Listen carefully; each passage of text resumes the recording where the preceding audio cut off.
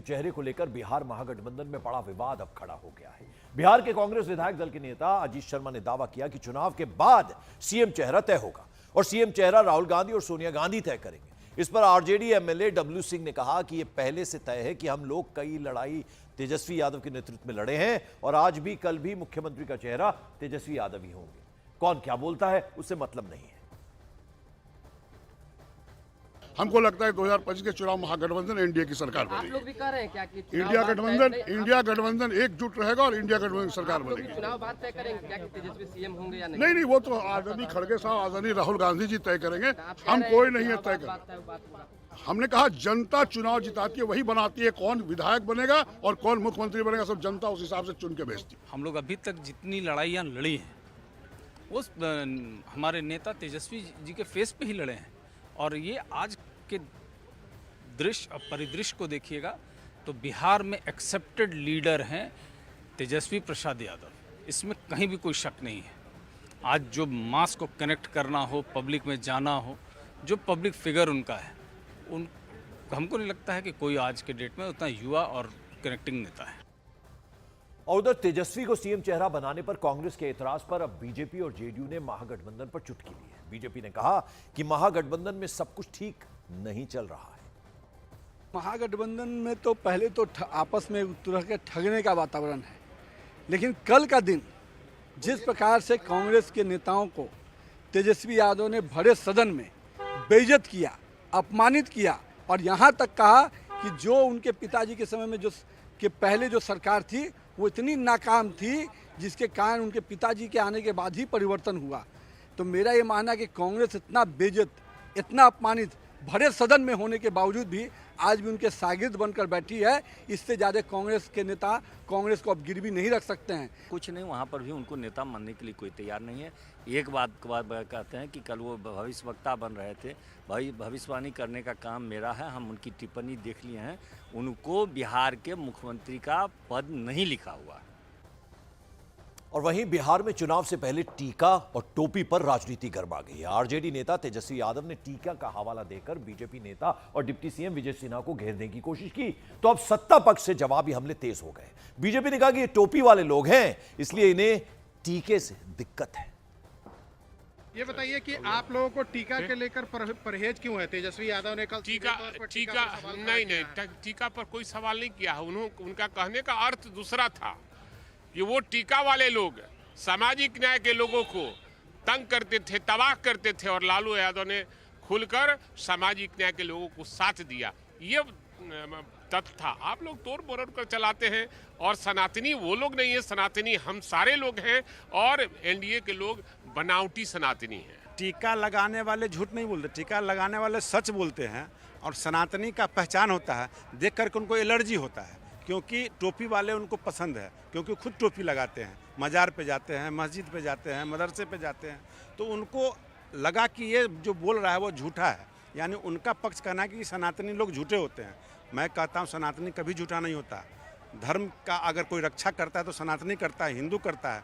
आप तो हिंदू हैं लेकिन दिखावटी हिंदू हैं। एक वर्ग के वोट लेने के लिए आप कुछ भी करने के लिए तैयार रहते हैं।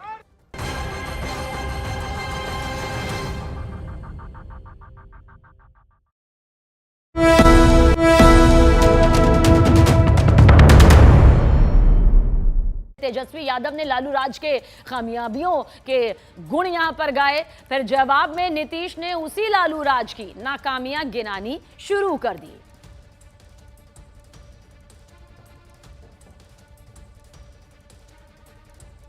सरकार खटारा, सिस्टम नकारा, मुख्यमंत्री थका हारा, आम आदमी फिर रहा मारा मारा।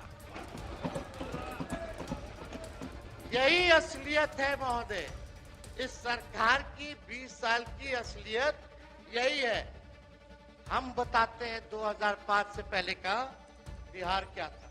2005 के पहले एक पावरफुल सरकार थी जिसका नेता पावरफुल था, जो बिहार के लिए दिल्ली से लड़कर बिहार का हक ले आता था। जब हम लोग आए तो हम लोगों ने अब किसी प्रकार का डर एवं भय का वातावरण नहीं है। राज्य में प्रेम, भाईचारा और शांति का माहौल है। ये सरकार, कल्पना कीजिए, अगर ये सरकार 40 साल भी रह जाएगी तब भी दोषारोपण जो है पुराने सरकार को और 2005 के पहले की सरकार को ही दोषारोपण देती रही। अगर कल्पना कीजिए 40 साल और भी रह जाए तो ये स्थिति है महोदय। यानी 10 साल और ये शासन किए तो दोष देंगे कि आजादी से पहले बुरा हाल था, अंग्रेजों ने सब तबाह कर दिया, इसलिए अभी तक हम विकास नहीं कर पाए।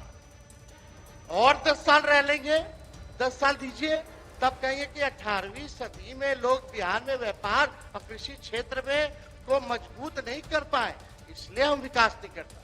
और 10 साल दे दीजिएगा तो कहेंगे कि 16वीं सदी से 18वीं शताब्दी तक क्षेत्र शासकों ने भारी कर वसूला, इसलिए हम अभी तक जो है विकसित बिहार को नहीं बना पाए। अध्यक्ष महोदय, अपना नाकामी को इस तरह इतिहास पर थोपेंगे तो सिलसिला अंतहीन है। आप लोगों का कोई काम था, जो काम था मेरा था, ये आपका काम था। अरे जब गड़बड़ किए तो एक बार लिए थे, हरा दिया, और दूसरी बार भी गड़बड़ किया, दूसरी बार भी हरा दिया, और अब कहीं से नहीं, इधर उधर नहीं, हम लोग एक साथ मिलकर काम किए। लालू प्रसाद ने दशकों से लंबित पड़े लगभग 38,997 मुकदमों का निपटारा, लगभग 47,462 एकड़ भूमि, लगभग 39,56,500 भूमिहीन परिवारों, जिसमें अधिकांश अनुसूचित जातियों के थे, और 91,503 एकड़ भूमि अनुसूचित जातियों को बांटने का काम किया, जो भूमिहीन थे। अब पहले से, अरे तुम्हारे पिता को हम ही बनाए थे, वो जब आए थे उस समय नहीं था, ये सब फालतू छोड़ो। अरे थोड़ा जात वाला भी, अरे तुम्हारे जात वाले भी जो जात थे हमको कहते थे काहे के लिए आप कर रहे हैं, तो हमने तो उसी आदमी को बना दिया, बनवाया था। आई सब कुछ नहीं जानते हो। बहुत लोगों को लालू जी खटकते हैं अध्यक्ष महोदय, बहुत लोगों को लालू जी खटकते हैं। हम तो उनके लिए यही चाहेंगे कि खुदा सलामत रखे उन आंखों को, खुदा सलामत रखे उन आंखों को जिनमें लालू जी खटकते और चुभते रहते हैं।